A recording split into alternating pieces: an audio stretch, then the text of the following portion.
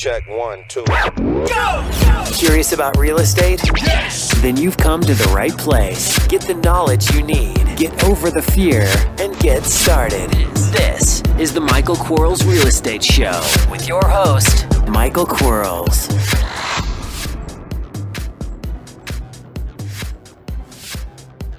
Hello, everybody. Michael Quarles with podcast 52. Today's podcast, we are answering the 5 daily questions sent in by real estate investors. And remember, if you have a question that you want asked and answered, please send it to support@bsffacademy.com. One more time, support@bsffacademy.com. Here we go. Question number 1. If another investor and I have our names on a contract to buy, does that automatically make my equitable interest in the property at 50%? Great question. It's a legal question, and you know that I'm not an attorney, so I can't give legal advice. However, unless you have some side agreement, say maybe a partnership agreement, a tenant in common agreement, some other instrument that doesn't allow you to have 50% interest in the property, then I'm going to say you have 50% interest in the property. But I don't know that, and I'm not an attorney. This would be a great attorney question. And remember, in order to find an attorney, make sure they have the Department of Real Estate experience, real estate law experience, and real estate contract law experience. Anybody other than that, we would be talking to the wrong type of an attorney. We don't want just anybody and everybody from an attorney perspective. Second question. If another Investment LLC pays the earnest money on a contract that has my personal name, does this interfere with my equitable interest in the property? Well, there's something big going on here. I'll get to what frustrates me the most about this question in a minute. But the answer is, when you open up escrow, because I do this all the time, and you fund escrow with a corporate or an LLC other than the person who's buying the property, they're going to create an instruction to accept that on behalf of that person. When they accept that and create that on behalf of you from this LLC, then that does not interfere with your equitable interest because they're accepting it on your behalf, as if someone gave it to you. That makes it yours as far as the equitable interest is concerned. But my problem here is, why are we putting down an earnest money deposit? Get a contract just like mine that says, I'm going to put money into escrow prior to close of escrow. It's a promise to pay, which solves for the consideration. Don't ever put money in escrow until you're ready to what we call close escrow. It's going to close. The house is going to be yours. Short of doing that, you're putting too much risk on yourself. You know, all of my coaching students get my contract. Every one of them do. And this thing is full of all kinds of positive things that will help us protect ourselves. Question number 3. I signed my first standard Texas TREC contract with a seller this week and opened escrow. What do I do next if I follow your advice on wholetailing? Do you know if a standard contract permits me to wholetail? I don't know if it does or doesn't because I haven't read the TREC contract. It may, in fact, say you can't sell the property until you have constructive notice. Probably doesn't. I can tell you, you need my agreement. I would never use a TREC contract, never use a car contract, never use a board of realtor contract to buy a piece of property. And here's why. They're too seller and broker friendly.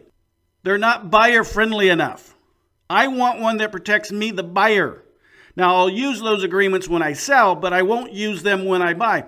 And I know none of them have things like paragraphs that disclose that I'm going to make a huge amount of money on buying and selling your property. None of them say things like I'm going to put the property in the MLS, put a for sale sign on it the day I have the property under contract. None of them say I have irrevocable exclusive occupancy rights the date I sign the contract. None of them say those things.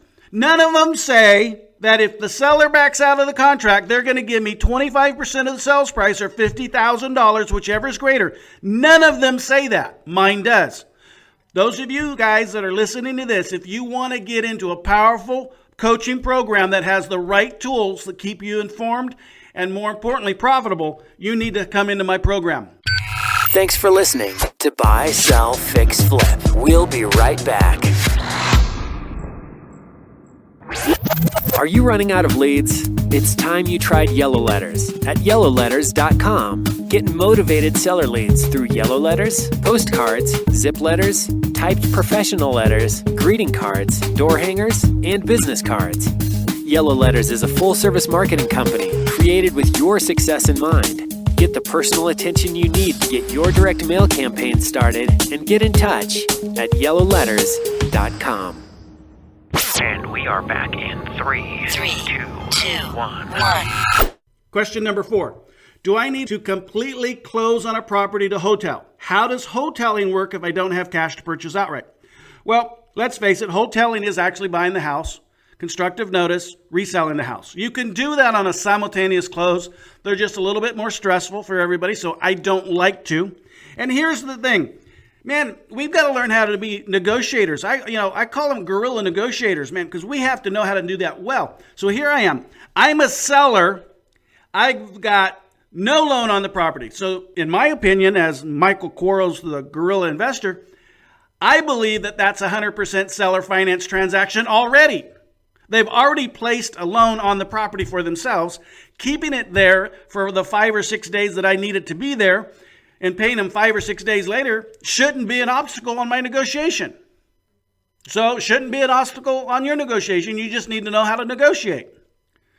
Embedded commands, mimicking, pacing, neurolinguistics, positive, negative reinforcements, and you will get people to do things that they should be doing. They want to sell. Having to wait 5 more days to get their money is no big deal. They still have collateral. Their deed just transfers from a warranty deed or a grant deed into a trust. So that's not a big deal. So they're still protected. They already know the value of the property is there, or they wouldn't have their money sitting in it. And most of the time, they don't need their money anyway. Gosh, guys, we need to learn some stuff. We need to use the right agreements. We need to learn how to negotiate. We need to learn how to talk to sellers. Question number 5. I have 50% equitable interest in a property. I don't have enough income to apply for a hard money loan, but my business partner wants to. The property is being purchased at 92% of as-is value. 75% as-is value is what is going to delinquent taxes. It's in a good neighborhood or condition, estimate $10,000 in cosmetic work, and is on a street with houses that have market values of $100,000 to $200,000 above our purchase price. What are my options? Man, I have 50% equitable interest in a property. Something's all screwed up there. I don't have enough money for a hard money loan to apply. Well, first of all, you're using the wrong hard money lender. Here's what a hard money equity lender does. They just check to make sure that you're legally who you are. You don't even have to be breathing. You don't have to have blood in your veins. You don't have to do anything for an equity lender. They will loan to corporations. They'll loan to LLCs. They'll loan to you as long as you can prove who you are. All they care about is there's equity in the property. And in this case, 92% of value, you're losing money. You cannot buy something at 92% of as-is value. You look at as-is value, you multiply that number by 60%, and that's the maximum offer you make. Unless the minimum that you want to earn, plus 10% pad for marketing for the next deal, plus 8.25% off the ARV sales price, unless those total up that you have to make more than 60%, you've got to make sure you know your numbers. This is a numbers game. 75% of it's going to taxes. This is not a deal, in my opinion. You're paying too much for it, or you don't know how to put your as-is value on it. The fact that homes are selling for $100,000 and $200,000 above, I don't understand how you could go to, I just don't understand how you arrive at your as-is, and then it's in good condition, but it needs $10,000 in cosmetic work.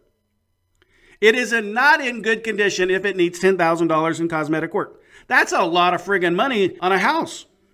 So, something's all messed up with this question. I don't even want to look at it go in circles anymore.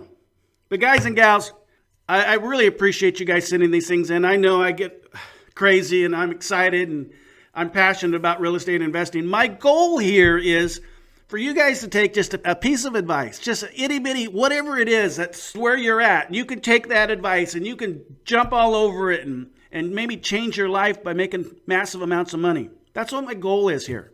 If I can help any of you, please let me help you. I know coaching and I know mentoring's really, really tough sometimes. It's expensive and all those things. I understand. Sometimes it's what we need. I appreciate you. You guys have a great day. Talk to you tomorrow. Bye-bye.